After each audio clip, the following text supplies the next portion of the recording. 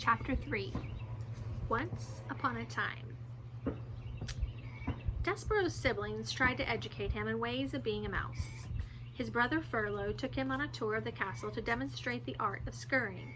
"Move side to side," instructed Furlough, scrabbling across the wax floor. "Look over your shoulder at all the time, and first to the right, then to the left, and do not stop for anything."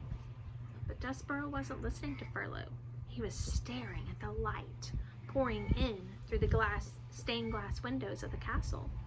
He stood on his hind legs and held his handkerchief over his heart and stared up, up, up into the brilliant light. "Furlough," he said, "what is this thing? What are all these colors? Are we in heaven?" "Cripes!" shouted Furlough from a far corner. "Don't stand there in the middle of the floor talking about heaven. Move! You're a mouse, not a man. You've got to scurry."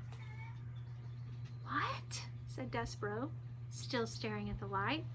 But Furlough was gone. He had, like a good mouse, disappeared into a hole in the molding.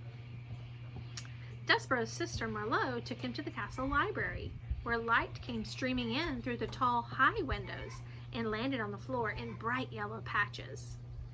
"Here," said Merlot, "follow me, small brother, and I will instruct you on the fine points of how to nibble paper."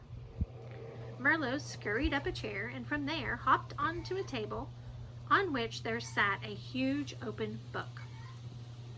"This way, small brother," she said as she crawled onto the pages of the book, and Despero followed her from the chair to the table to the page. "Now then," said Merlot, "this glue here, it's tasty, and the paper edges are crunchy and yummy, like so." And she nibbled the edge of a page and then looked over at Despero. "You try," she said. "First, bite some of the glue and then follow it with the crunch of the paper, and then these squiggles are very tasty." Despero looked down at the book, and something remarkable happened. The marks on the pages, the squiggles as Merlot referred to them, they arranged themselves into shapes. The shapes arranged themselves into words, and the words spelled out a delicious and wonderful phrase. "Once upon a time."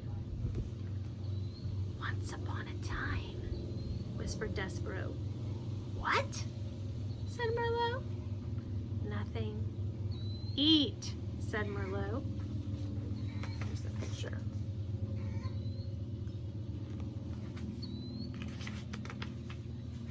"I couldn't possibly," said Despero, backing away from the book. "Why?" said Despero. "It would ruin the story." "The story? What story?" Merlot stared at him. A piece of paper trembled at the end of one of her indignant whispers. "It's just like Pa said when you were born. Something is not right with you."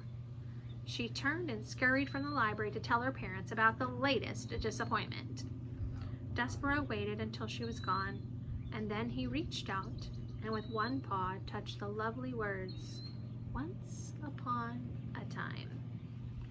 He shivered. He sneezed. He blew his nose into the handkerchief.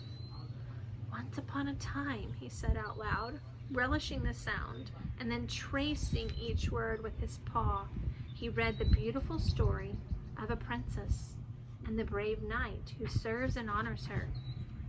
Despero did not know it, but he would need very soon to be brave himself.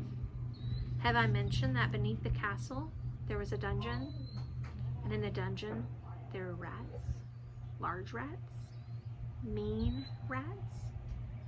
Despero was destined to meet those rats.